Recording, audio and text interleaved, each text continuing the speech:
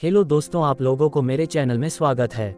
आज मैं आप लोगों को एक अच्छा कहानी सुनाने जा रहा हूँ। चलिए शुरू करते हैं। रवि अपने माता पिता के साथ एक प्यारा सा घर में रहा करता था। रवि बहुत ज्यादा शरारती था क्योंकि वह हमेशा बचपन से ही बहुत ज्यादा शरारती किया करता था। रवि अपने माता पिता का एक भी कहना नहीं मानता था। वह हमेशा से ही अपने माता पिता के खिलाफ रहता था तथा जब भी उसके माता पिता उसे पढ़ाई भेजने के लिए जाने के लिए कहते थे। आपको बता दें कि रवि बचपन से ही बहुत ज्यादा शरारती था और शरारत करते करते ही वह बड़ा हो गया था।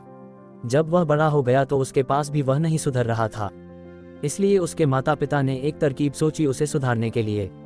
रवि के साथ उसके माता पिता ने ठीक वैसा ही किया। जैसे ही वह 20 साल का हो गया था लेकिन सुधरने का नाम नहीं ले रहा था, वैसे ही उसे सुधारने के लिए उसके माता पिता ने दूर दराज इलाके में लड़की खोजना शुरू कर दिया थे। ऐसे में आप सभी को लगता था कि जो लड़का अपनी खुद की जिम्मेवारी सही से नहीं उठा पाता है, वह भला नई लड़की की जिम्मेवारी क्या उठाएगा। लड़की ढूंढ घंटे उसके माता पिता को एक लड़की मिल गई है और उस शादी के लिए राजी हो गया। लड़की का नाम खुशबू था। खुशबू अपने ससुराल आते हैं अपने पति को समझाने बुझाने का काम चालू कर दिया। फिर उसके बाद वह दे देनी अपने पति के साथ रहने में बिल्कुल भी किसी प्रकार की डर नहीं लग रहा था। वह धीरे धीरे रवि के बहुत करीब पहुंच गई थी। प्लीज दोस्तों, चैनल को लाइक और सब्सक्राइब कर दे और पास में बेल आइकन को दबा दे। चलिए आगे सुनते हैं। अब तो खुशबू का मन भी रवि के बिना बिल्कुल भी नहीं लगने लगा था। रवि भी अब अपने मानसिक संतुलन को नियंत्रित करके वह अपने परिवार के साथ बिल्कुल भी एक साथ रहने लगे थे। धीरे धीरे दोनों में सबसे ज्यादा गहरा प्यार हो गया था। फिर उसके बाद वह अपने परिवार के साथ खुशी खुशी रहने लगा था। एक दिन की बात है, रवि जब अपने काम पर से घर आ रहा था तो रास्ते में उसे किसी कारणवश दुर्घटनाग्रस्त हो गया था।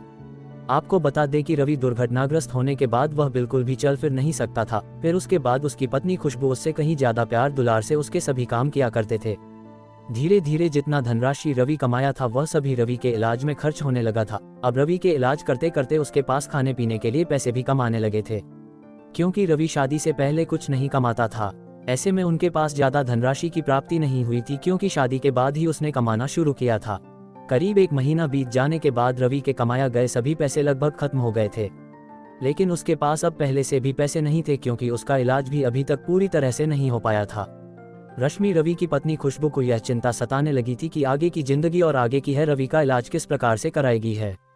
रवि अभी तक भी उसकी दवाई चल रही थी और वह ठीक होने में और भी समय लेने वाला था।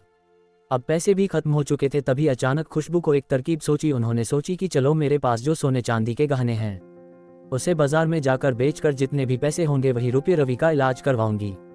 खुशबू ने एक ऐसा ही किया। बाप ने सारे गहने बाजार में सोनार के दुकान में ले जाकर बेच दिया और फिर जितने पैसे मिले उन सभी पैसों से वह रवि का इलाज में खर्च किया गया था। घर में खाने पीने के सामान भी लेकर आई थी।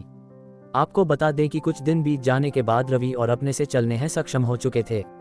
वह बिल्कुल भी सही हो चुके थे और जब उन्होंने सही हुआ तो सबसे पहले अपनी पत्नी का शुक्रिया अदा किया। आपको बता दें कि उसके कुछ ही दिन बाद रवि बिल्कुल ठीक हो गया था। वह फिर से काम पर जाने लगा था। वह धीरे धीरे कमाकर पैसे इकट्ठा करके अपनी पत्नी के बेचे गए सारे गहने फिर से खरीद लिए हैं और उससे ज्यादा ही खरीद लिए थे। आपको बता दें कि उसकी जिंदगी आप शादीशुदा जिंदगी दी है याद बेहतरीन चल रही थी।